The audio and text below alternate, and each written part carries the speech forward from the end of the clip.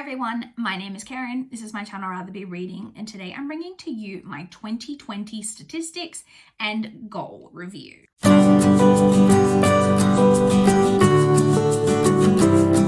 So it is finally time to do a complete check-in on the 2020 reading year now that 2020 is finally over. Praise the Lord.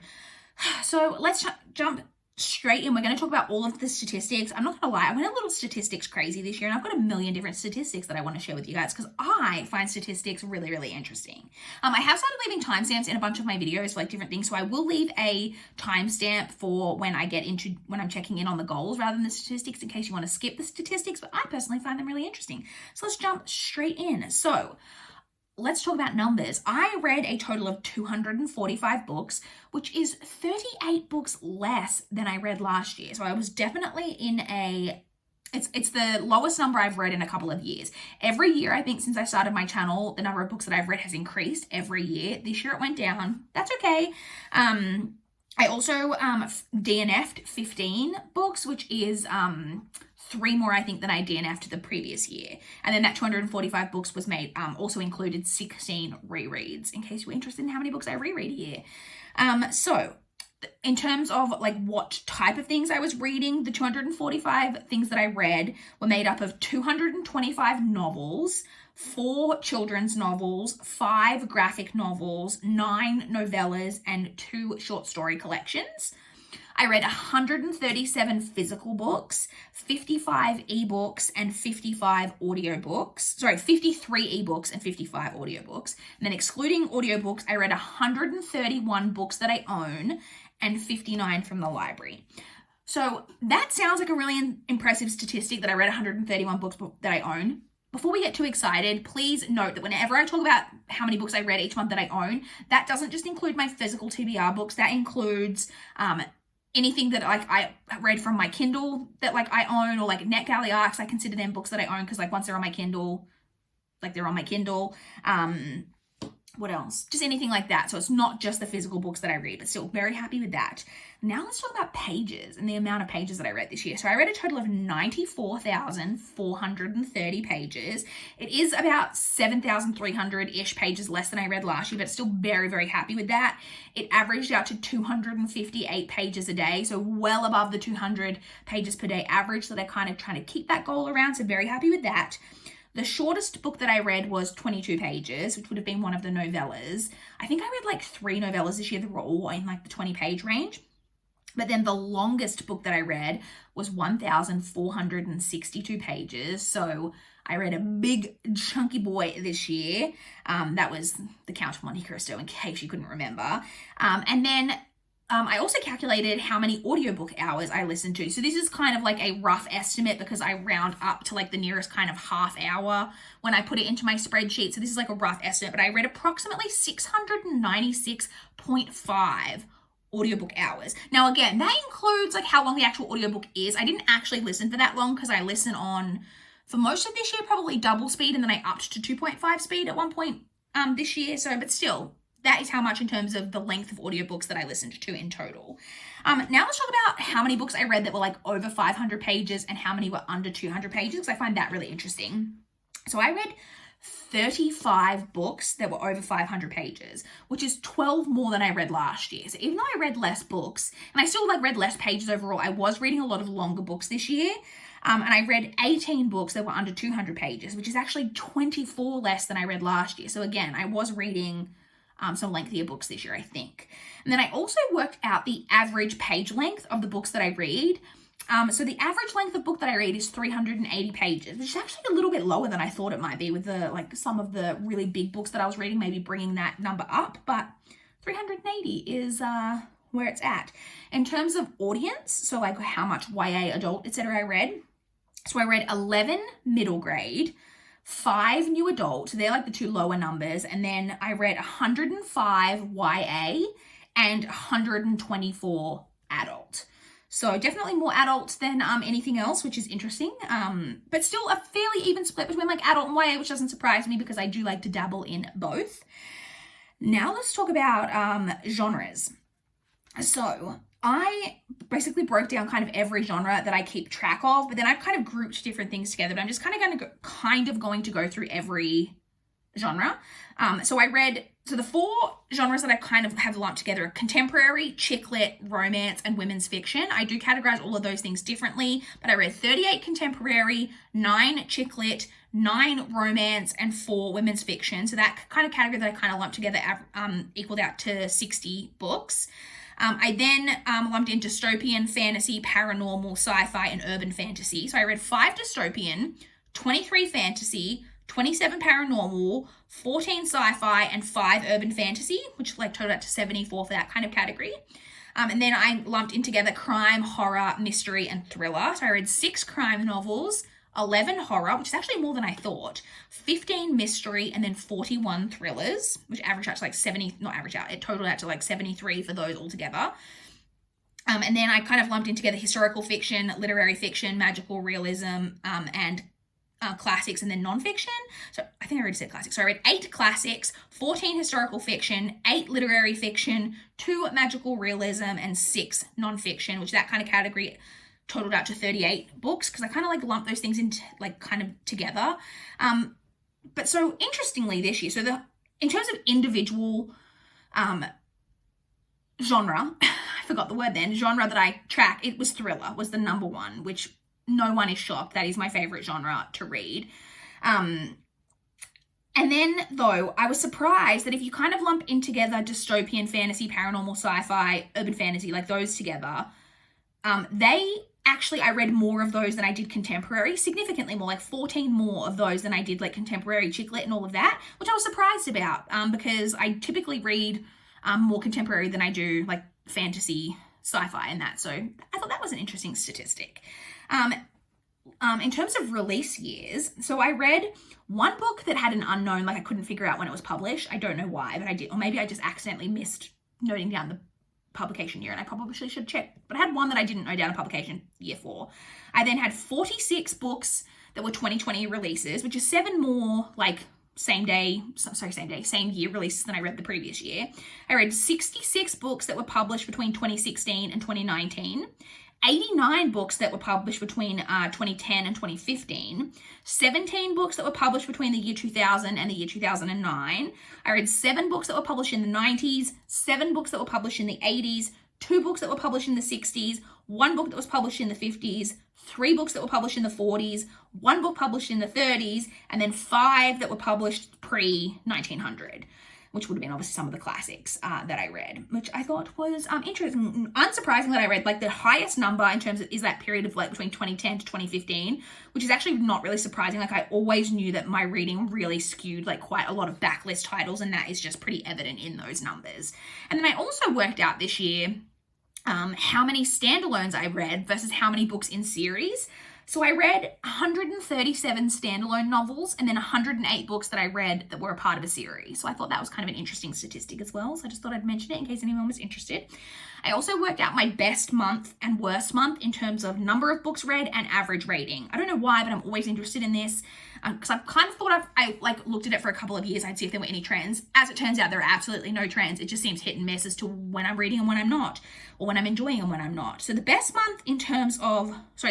month in terms of number of books read was I had 2 months. You guys know I had several months this year when I was slumping, and there were 2 months where I only read 9 books, which to only read single digits for me is unheard of. And I had 2 months, both February and July, I only read 9 books this year.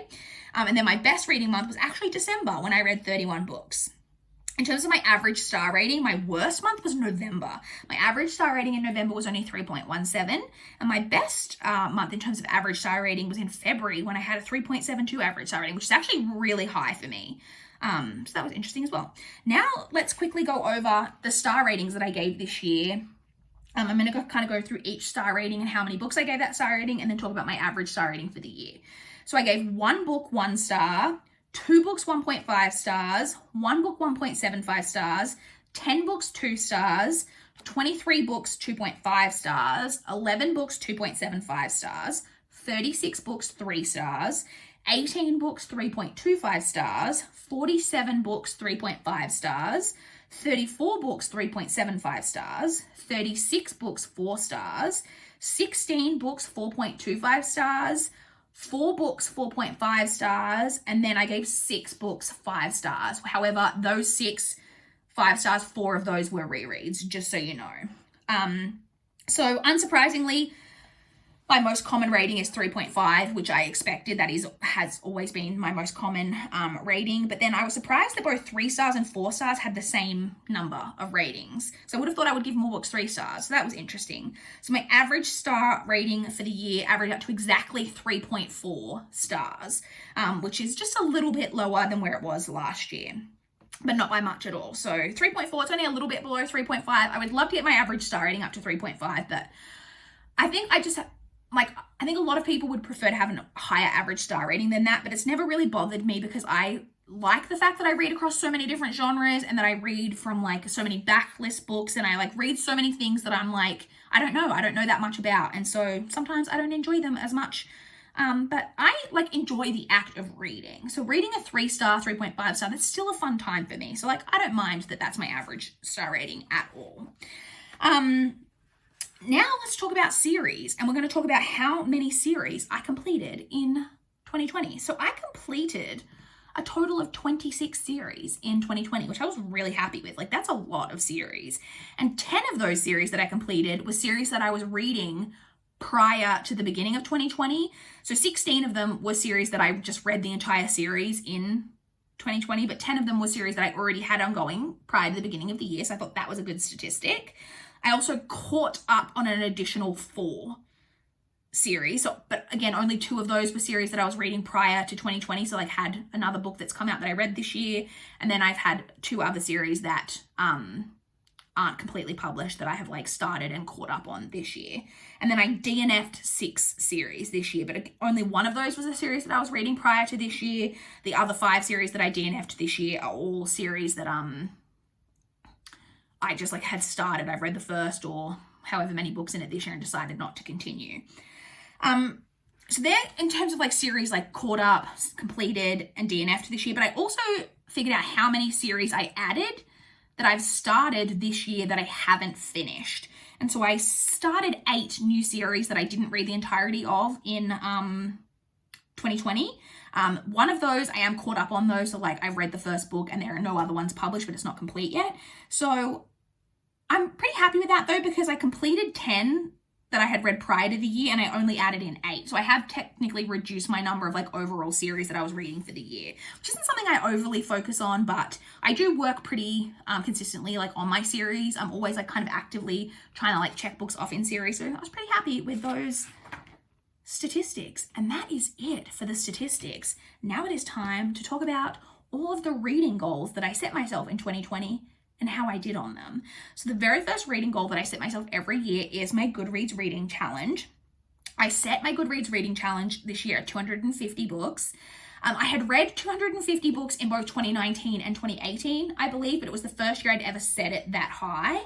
And I didn't hit it, you guys. It's the first year ever that I did not achieve my Goodreads reading goal. And as of the 30th of June, I was like 5 books ahead of schedule, but it just did not happen for me. I finished off on 45 books, so 5 books behind, which isn't like terrible. And you know, it is what it is. Like I'm not like, I would have liked to have hit it, but the fact that I didn't, like, I'm not like crying myself to sleep over. So, you know, it is what it is. I didn't hit it. Better luck next year. My second reading goal that I set each year is to read the next 10 books on my physical to-read list. So I have shown this before on my channel. I don't have it in here with me now, but I have an A4 spiral-bound notebook that has my entire to-read list written out physically.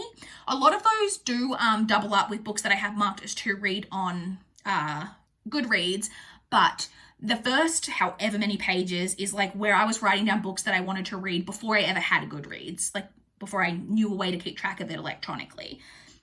And so I aim each year to read the next 10 books, like get through some of the older books that I've wanted to like to read for like a really long time. And so I aimed to read the next 10, and we're going to go through those 10 books, and if I read them and if I did read them, what star rating I gave them. So the first one was The Small Hand by Susan Hill, which I did read. I gave it 3 stars. Then we then had The Distant Hours by Kate Morton, which I gave 3.5 stars. We then had Shall We Dance by Maggie Allison, which I attempted to read, but I ended up DNFing. We then had As I Lay Dying by William Faulkner, which I gave 2 stars. We then had Mermaids by Patty Dan. I did not read this one, but only because there was no way for me to get my hands on this book. My library doesn't have a copy. The only way for me to purchase a copy is like incredibly expensive, so I just was unable to. I've kept it on my list because it is the book that the movie Mermaids with Cher and Winona Ryder is based on. I really want to read that book at some point, but it'll be like a distant in the future goal because there's no way at the current time for me to get my hands on that book. We then had Peyton Place by Grace Metalius, which I gave 2.5 stars. The Proper Care and Maintenance of Friendship by Lisa Verge Higgins, which I gave 3.5 stars. We then had Burkalicious, The Dubai Diaries by Becky Witch, which I also attempted to read but DNF'd. The Cookbook Collector by Allegra Goodman, which I gave 2.5 stars. And then A Discovery of Witches by Deborah Harkness, which I gave 3 stars. And so of those 10, as you saw, the only one I didn't read was Mermaids, which I was unable to read. So I'm considering that a win. I read 9 of the 10. I mean, I DNF'd 2 of them, but that doesn't matter as long as I attempt to read them and check them off. So I'm very happy with that. I was successful on that particular goal. And then my third reading goal is basically an extension of that one, and that is to read 10 out of the first 20 books that I have marked as to read on Goodreads.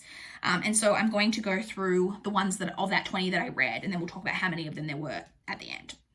So I read Bright Before Sunrise by Tiffany Schmidt, which I gave 3 stars. I read Tease by Amanda Maciel, which I gave 2.5 stars. I read Point by Brandy Colbert, which I gave 4.25 stars. I read The Book of Ivy by Amy Engel, which I gave 4.25 stars. I read The Cinderella Murder by Mary Higgins Clark and Althea Burke, which I gave 2 stars.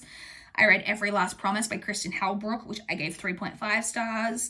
I read The Secrets of Lily Graves by Sarah Strohmeyer, which I gave 3 stars. I read The Next Time You See Me by Holly Goddard Jones, which I gave 2.5 stars. I read Love and Other Theories by Alexis Bass, which I gave 3.75 stars. I read Things We Know by Heart by Jessie Kirby, which I gave 3.5 stars. And I read Stolen Songbird by Danielle L. Jensen, which I gave 3.75 stars. So I actually read 11, which was an accident because I miscalculated. I should have known myself better than that. And there was a point in November or December I panicked and thought that I'd only read 9, and so I got out Nightshade from the library and then realized that I didn't want to read Nightshade because my library didn't have book 2, and so I frantically read Things We Know by Heart by Jessie Kirby on ebook from my library at the end of the year to make sure I hit this goal, and then it turned out I needn't have bothered because I ended up reading 11, but still, definitely a win for that goal.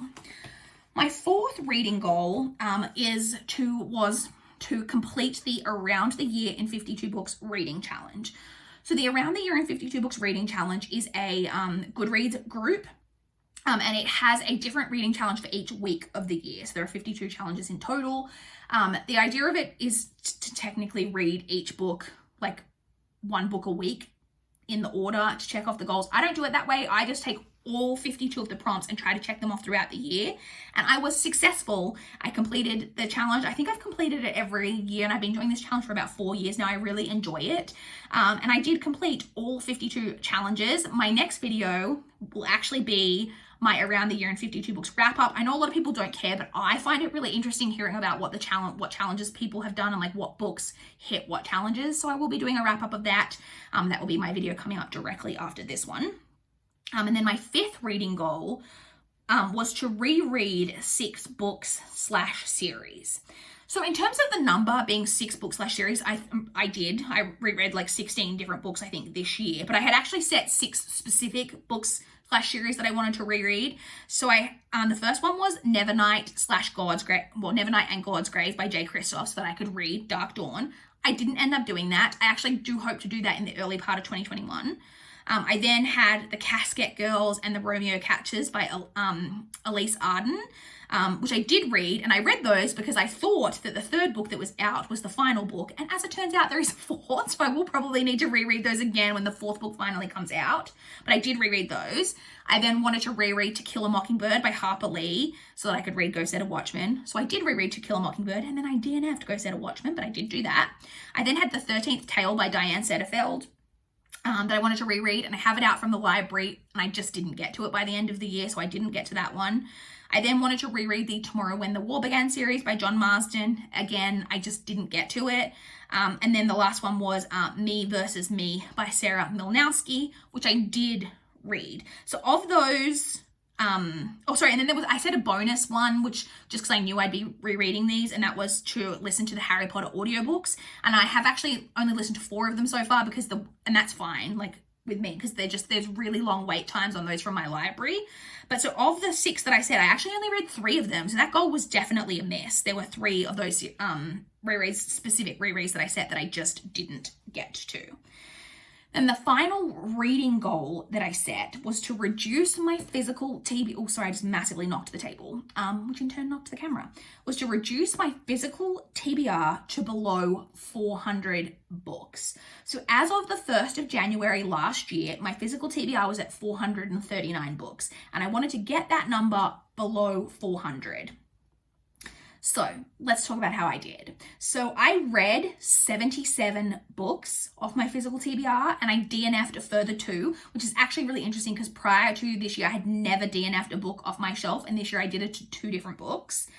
In total, 79 books came off my TBR, and then I hauled 52 books in total, which meant that as of the 31st of December, my TBR total was 412. So I did not hit this goal. I'm a little bit disappointed with myself because I think that if I hadn't have had so many slumpy months, like I had 3 months this year that were in particular really slumpy, if those months hadn't have been so slumpy, I think I would have read more things off my TBR, but it is what it is. I just didn't quite get there. I still reduced my TBR by 27 books, which this is the first year I think since I've had a booktube channel that I've reduced my TBR at all. Every other year my TBR has gone up. So I'm still happy that the number is going down, even if it didn't quite go down by as many as I hoped. So I definitely didn't hit that goal, but like I'm on the right track. So those were the reading goals. I did set myself 2 kind of like channel / creator goals. So the first one was just like kind of general. It wasn't really a goal. It was just kind of like a statement of intent that I wanted to start including different stuff in my wrap ups. That I had done statistics for a little while, but I also wanted to like check in on my TBR from the month and see whether I read the books that were on my TBR, to do like check-ins to like do goal updates of like how I was doing on some of my goals. And I did do that throughout the entire year, and I actually really enjoyed having those in my wrap-ups. Let me know if you guys liked that and if there's anything else that you would want me to include in those wrap-ups in future. But I did successfully complete that goal. And then the second like more creator goal that I set for myself was to be more present on Instagram, or like Bookstagram. And this was a incredible failure. I still am just really out of the loop with Bookstagram. I did figure out and like finally do a couple of stories this year, but just like the only stories I've done are like, you know, doing like the templates, like this or that type of stories. I haven't like done any like talking to the camera stories or anything like that. So that was an incredible failure. Something about Bookstagram that I really struggle with. I think also because there's so much content on Bookstagram that I feel like I can never like catch up on everything that's going on Bookstagram. So I always feel really out of the loop. So then I feel really intimidated to like post anything. Also, like people's pictures in particular on Bookstagram are so incredibly beautiful. Like people have such talent, and my pictures just look like shit in comparison. Then it makes me not want to post them. So because I think I literally posted maybe like 2 pictures in like the entire year or something. So like it was a failure, let's just be honest.